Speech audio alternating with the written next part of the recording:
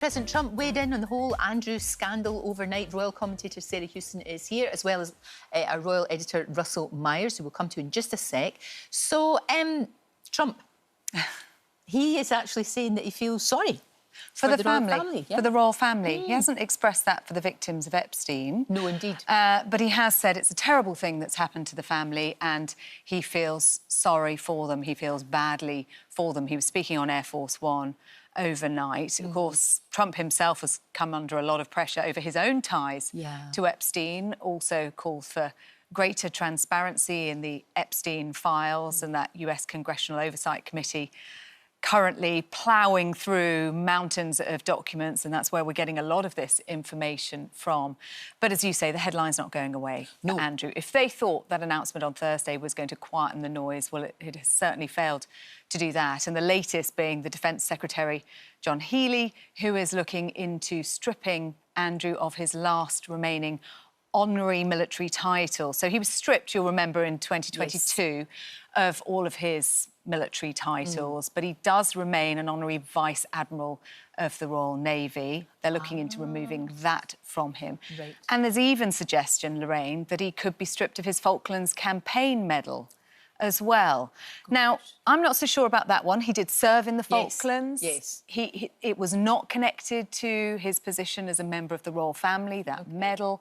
But anyway, that is the level we're getting to, where all vestiges of his former life are being stripped from him. And I think those particularly will really, really hurt. Oh, no, they will, absolutely. If anything is going to, if anything's going to penetrate, you know, that thick hide, that would. And a man who loves the title and loves the status. To be simply Andrew Mountbatten Windsor with no letters after his name, no styles before his name, and to lose those military connections as well will really sting. You wonder where he's going to end up, because, you know, there's a lot of talk about him going to Sandringham. People in Norfolk not that happy about that, most of them.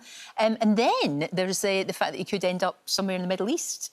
There's the offer of some sort of palace. A palace in Abu Dhabi. Yeah. Yes, a palace in Abu Dhabi, which has been made available to him in gratitude for his kindness during his time as a trade envoy.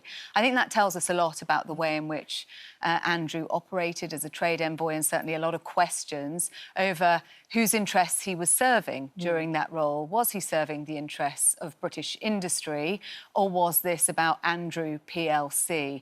But a palace available for his disposal in Abu Dhabi, and also potentially for Sarah Ferguson as well. That's another thing I want to come to in just a second. But first, Russell, you today, there's a piece today in the Mirror by your good self, talking about the fact that it's interesting that he's refusing to mention people who were abused, and we know that he's always said he didn't do anything wrong, despite everything that's going on. But he would never actually mention them in any statements from the palace?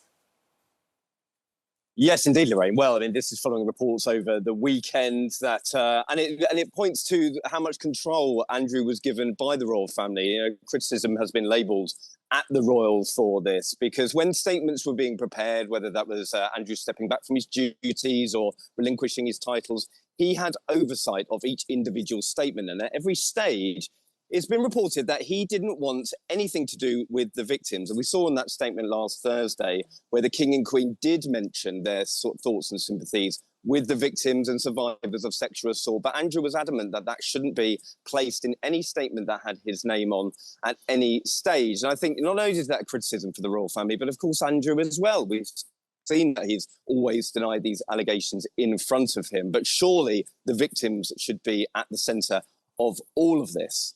No, absolutely. Of course they should, of course. Now, look, our Ross joins us now from Los Angeles. And, Ross, this is another sort of developing strand of this story, that he could perhaps have to answer questions in America. Yeah, and as you know, Lorraine, we've talked about this quite a few times before. Sarah touched on it there, that there has been so much talk over the years now of him coming out to America to give some kind of evidence. The pressure, though, it's interesting, it does continue to build, though, for him to actually give evidence before a US Congressional Committee. Now, some of the Democratic members of the House Oversight Committee, they've called for him to come and reveal exactly what he knew about Epstein. The panel is also controlled by the Republicans, who at the moment have not said that they're supporting this at the moment. But I think it's also interesting that Liz Stein, who was one of Epstein's accusers, said that Andrew should take some initiative and actually come out here and help the US investigators. And she was on BBC Breakfast and she was saying a lot of us are basically curious to why he's unwilling to cooperate and be questioned about his involvement, because if he's got nothing to hide, then why is he seemingly hiding? And as if as he claims he never met Virginia Giuffre, why did he give her lots of money? It's just crazy. Sarah, you touched on this, the fact that what happens to Sarah Ferguson, because, I mean, they have been happily divorced for 30 years. I mean, she lived with him for all that time.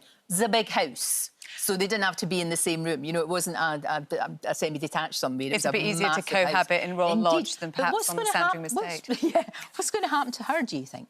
Well, it's a really good question. Reports suggest at the moment she's hunkering down in Royal Lodge, surrounded by Amazon deliveries. In fact, there was a drinks delivery at the end of last week, and the driver... Big one. Well, yeah, the driver wound down the window and said to reporters that he was delivering drinks for Andrew's leaving party.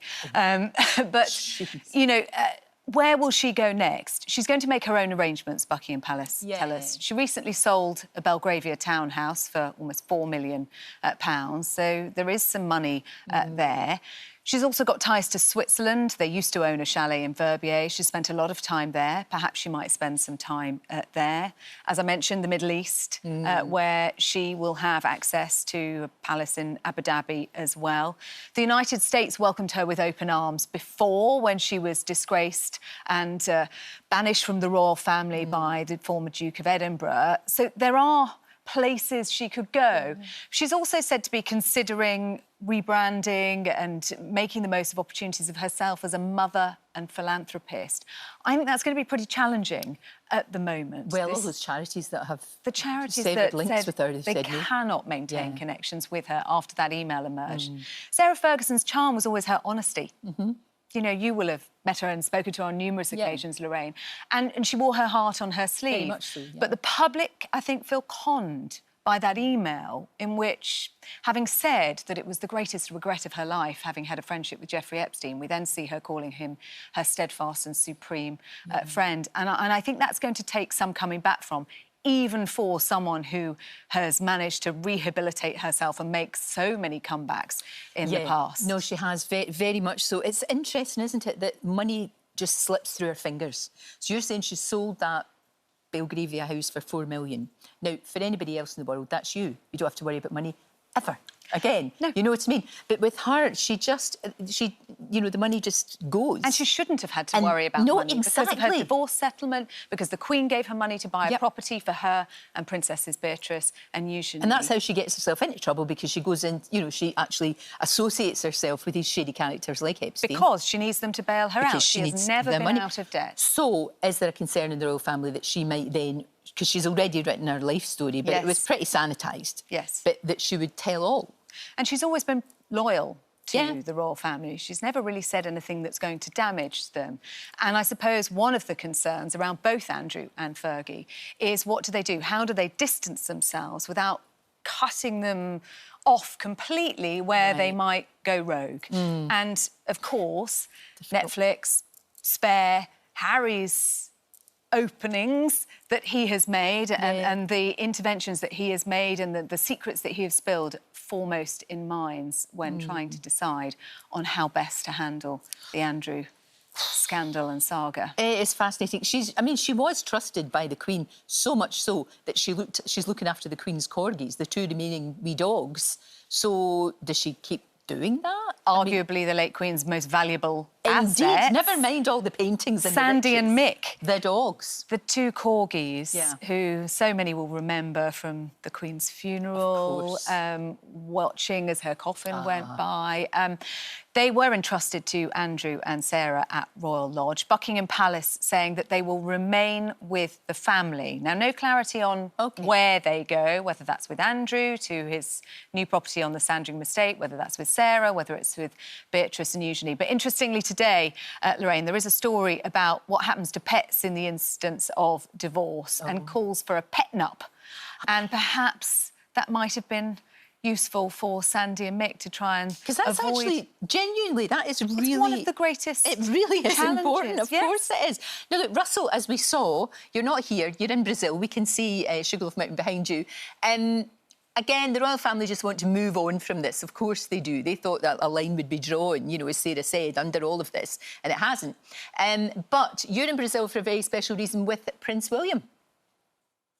I am indeed, and certainly the royals and Prince William will be trying to move on from this scandal because it's been rumbling on for far, far too long, and it's been a distraction from the work that they're doing. And Prince William is doing some fantastic work on the global stage, and I'm here in Rio this week for the 5th instalment of his Earthshot Prize Awards. We're going to be travelling around Rio. We're going to go into Pelém, just on the great gateway to the Amazon later on in the week. And I think what this will try and reflect is sort of a new beginning for Prince William and the royal family, because it has been a huge, huge distraction, and there's lots of good work that they do.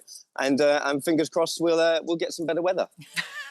Russell, thank you very much. It all sounds really fascinating, interesting and really worthy, which is what the royal family should be doing, right, Sarah? That's what they should be. What they want the focus to be on, and that's what they need it to be on to remain relevant and not to be on the disgraced former Duke. No, he just needs to go away. He does need to go away quietly, much Far, as far Sandringham residents may not wish to have him in their midst. It's big enough, the estate, that he can just, you know, just quietly be in a wee cave Hunker or down something. quietly and not appear at large family events. Yes, indeed. Thank you. Great to talk to you, Sarah. Thank you so, so much. Well, that's a wrap for this video. We hope you enjoyed it. We have all the best moments from the show right here on the channel. And if you like this video, then we think you'll love this one. See you next time.